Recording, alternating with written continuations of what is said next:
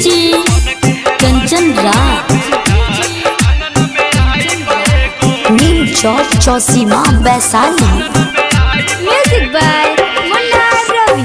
शादी न करब मरब रहब भलही कुआर आ बुढ़ाई बे गोरी बन के रांडुआ बेयार तुहे डेरावाई बे गोरी बन के रांडुआ बेयार आंगन में आई बे गोरी।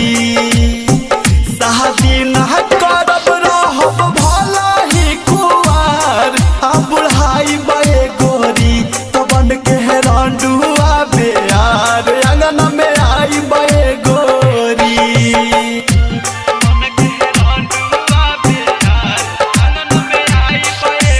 डीजे कंचन राज नीम चौक चौसीमा वैशाली। जिंदगी के संगे तोरा करब रसलीला झूठ बतिया होई हमारा नाम पपोसी है पीला।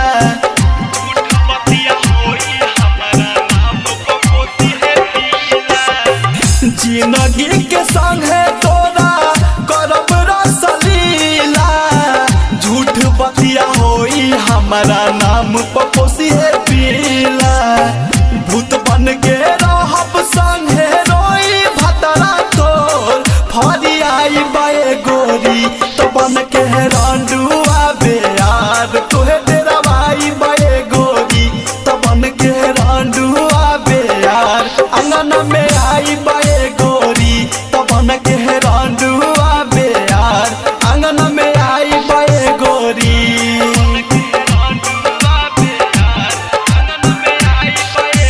DJ Kanchan Raj Neem Chowk Chausima Vaishali. Music by Munna Ravi. आगे रहतिया में करब तक दिन धीन रहबी और मुना संगे बन के आइब gene.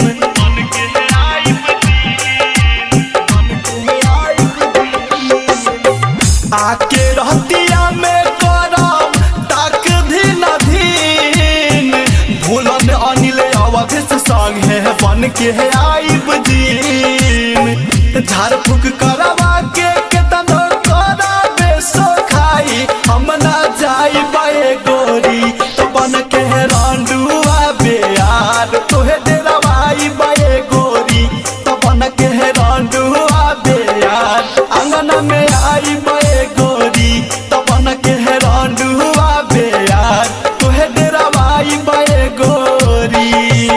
Recording by Sharma digital recording studio Bettiah.